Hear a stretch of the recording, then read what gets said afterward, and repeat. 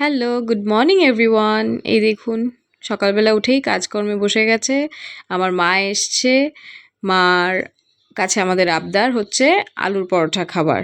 তো আলু সেদ্ধ হচ্ছে, মা এদিকে আলুর পরোটা তৈরি করছে। তো এখন আলুর ভেতরের যেটা মশলা হয় সেটাও তৈরি হয়ে গেছে। মা সেটাকে বেশ একটা চটকে স্বাদই মনে হচ্ছে, চটকে একদম রেডি করে ফেলেছে। এখন আলুর পরোটা তৈরি হচ্ছে।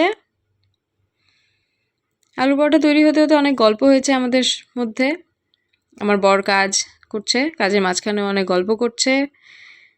এই দেখুন আলুর পরোটা তৈরি হচ্ছে, খুব কম তেলেই আলুর পরোটাটা তৈরি হচ্ছে আজকাল, যেহেতু সবাই একটু কম তেলটাকে প্রেফার করে। তো আলুর পরোটা তৈরি হয়ে গেছে। আলুর পরোটা তৈরি হয়ে একেবারে ডাইনিং টেবিলে রেডিও হয়ে গেছে। আমরা এখন আলুর পরোটা খাচ্ছি।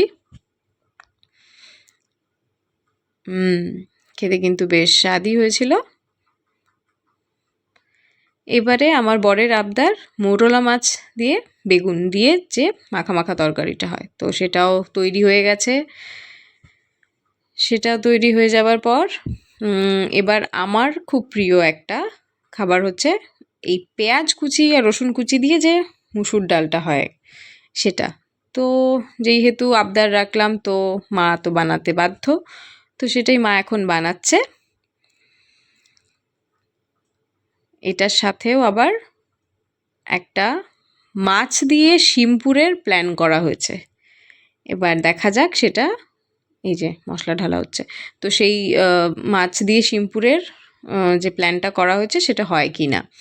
যদিও মানে এখানে শিমপুরটুর তৈরি, শিমটাকে একটু যে আগে গরম করে নিতে হয় সেটা করে রাখাই হয়েছে।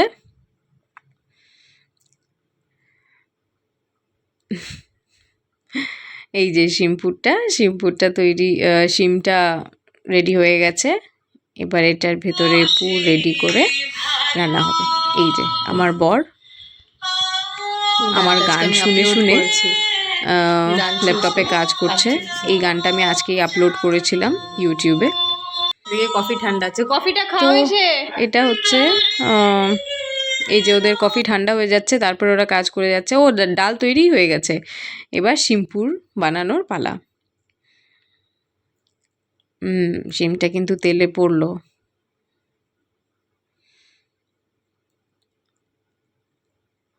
আরেকটা শিমপুর তেলে পড়লো।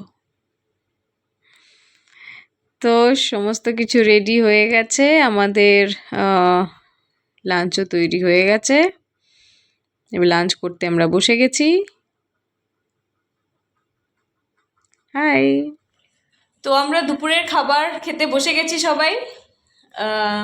এই যে খাওয়া চলছে, সব আজকে মাই রান্না করেছে। তো আজকে দুপুরে খাওয়া অবধি আমার ব্লগ। আপনাদের যদি আমার ভিডিওটা ভালো লেগে থাকে তাহলে সবাই লাইক, শেয়ার, সাবস্ক্রাইব করবেন। দেখা হবে নতুন কোনো ব্লগে। বাই।